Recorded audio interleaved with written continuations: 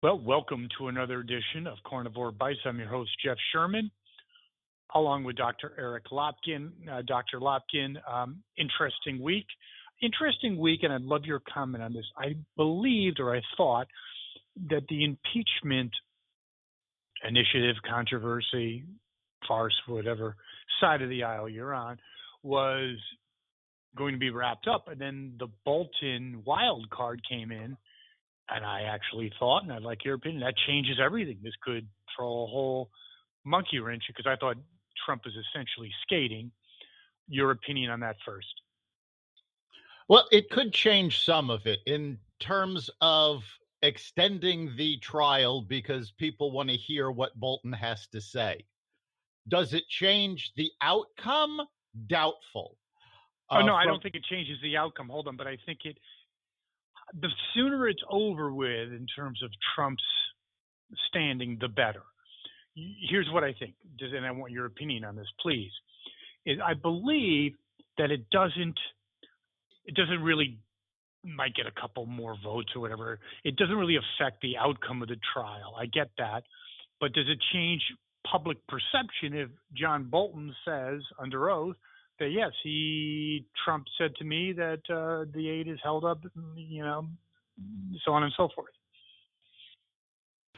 Well, here's the thing. Bolton can say that Trump wanted to hold up and tie up the foreign aid until he gets this investigation of the Bidens. Trump could have said he wants to hold up aid until they give him an investigation. The fact of the matter is, Ukraine did not do an investigation and they got the foreign aid. So it doesn't even matter what Trump wanted or even intended to do. Okay, that's an interesting point because it's like me saying, I want to murder someone. You can't go to jail for that. Right, exactly. That's essentially what you're saying. But I think if you're going to be intellectually honest about this, I believe it does throw a little bit of a monkey wrench. In other words, it's not kosher anymore. It's a little tainted, I have to say that. Well, no, because they've got the same defense against Bolton that they had against numerous other ones. He's pushing a book deal. He's trying to build up book sales. It wasn't a coincidence that this information leaked the same day that pre-orders became available for his book. Well, I guess in closing this part of the Carnivore Bites, I think motivations are motivations. I think it does potentially throw a monkey wrench into things, although there's other information that we'll get to that suggests possibly not. Speaking or dovetailing the Bolton situation, I believe this impeachment has really hurt Biden. Because I think if Bolton goes, the Bidens are definitely going. In other words, to testify. There's no question about it. You cannot have one without the other. They're joined at the hip at this point. Well, I think the Republicans will push for at least Hunter Biden to testify if Bolton testifies. Is it hurting Joe Biden in the polls in the race? I don't really think it is. I heard some very interesting information just this morning from Democratic pollsters. And what they are saying is that when they go out and they talk to Democratic voters, they don't give a damn about the impeachment. No, they might not give about impeachment, but I think I got that, Dr. Lopkin. But I think it's still a cloud of controversy. I think it does not help Biden at all. And it certainly doesn't help him. That's what I'm saying. It does not help him.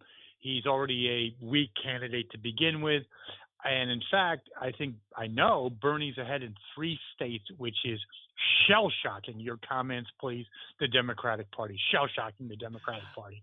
It is amazing. But honestly, I think the whole reason that Bernie is ahead right now is that other than his dust up with Elizabeth Warren, for the most part, he's kept his mouth shut.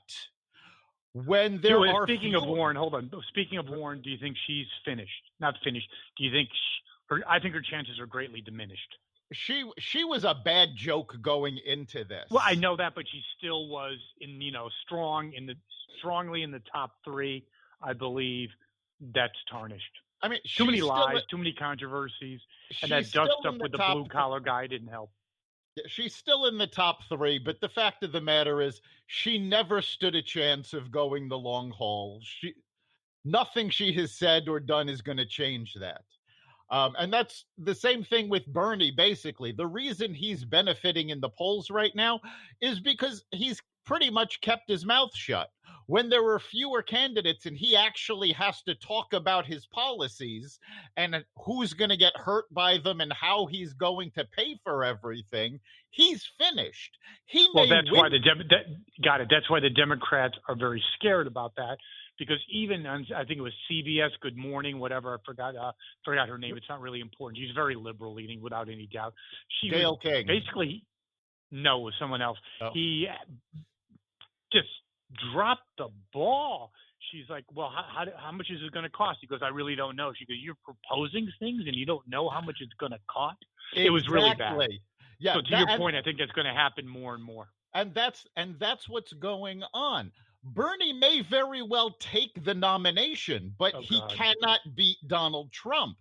And that's really sad, because the Democrats actually have a strong candidate in the primaries that could beat Donald Trump, and they completely ignore her. Oh, Gifford. Amy. What's her name? Amy Klobuchar. Yes. She could actually, I agree 100%. She is the strongest, best chance to win not only the nomination, but go head-to-head against Trump. Yes. And she's not going to make it. If the mainstream Democrats pulled their support away from Biden and put it behind her, they would actually stand a chance. No question about it. I think that's brilliant. Speaking of the impeachment and the political in terms of horse racing, there looks like there could be 3 defections.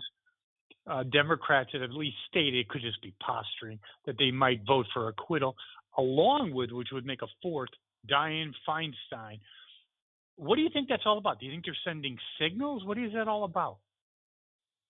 Well, I think it comes down to, there were a couple of Democrats, these 4 among them, who honestly believed that impeachment should be treated with respect and treated as a legal process. And they've listened to what the House put forward, realized that all of this is hearsay that wouldn't even be admissible in a court of law. And they're going, you know what? We just can't back this. I think Joe Manchin's the one that has the greatest chance. I think he might vote to acquit, depending on what Bolton has to say. Interesting enough, Trump's approval, believe it or not, is the highest in 3 years. It's at 47, the highest in 3 years.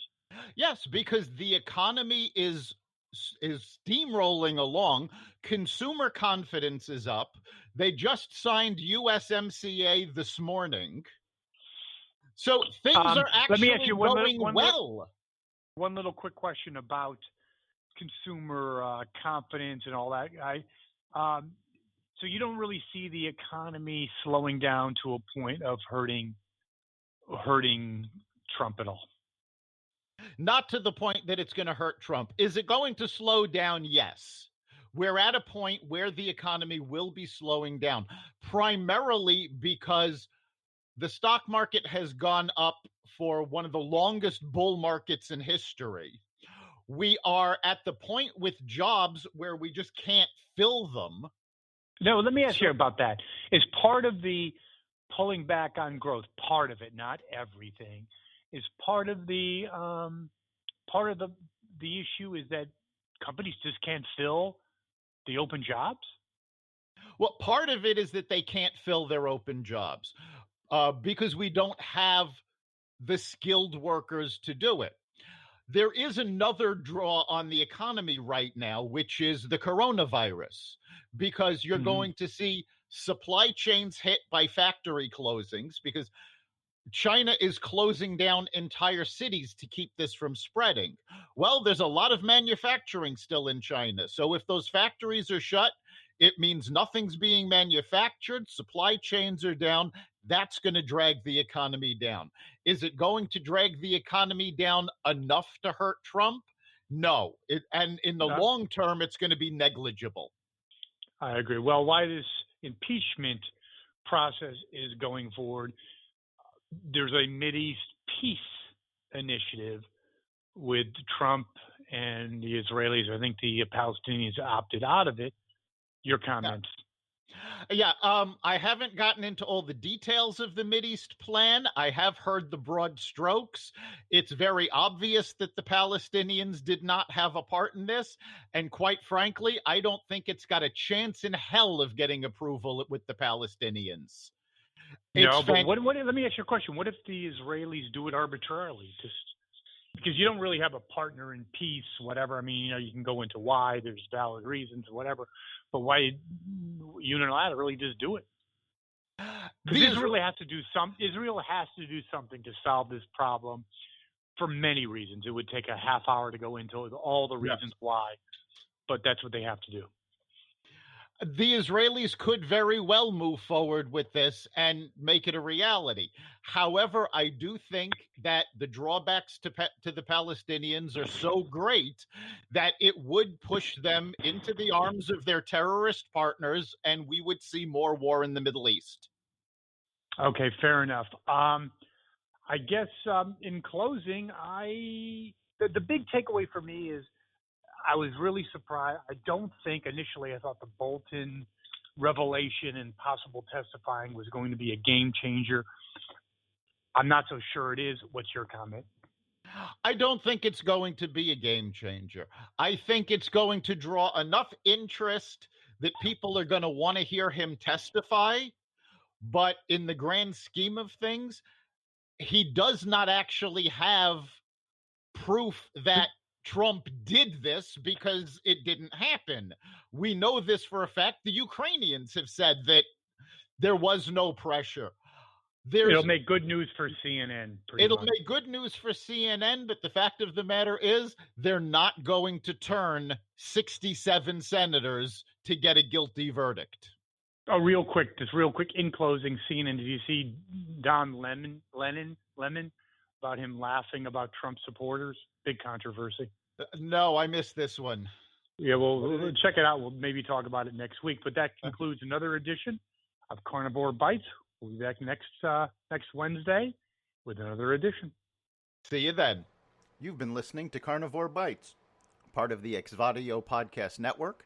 You can catch us every week on carnivoreradio.com, exvadio.com/podcasts, the Apple Podcast Store, Google Play, Spotify, iHeartRadio, and wherever you find podcasts.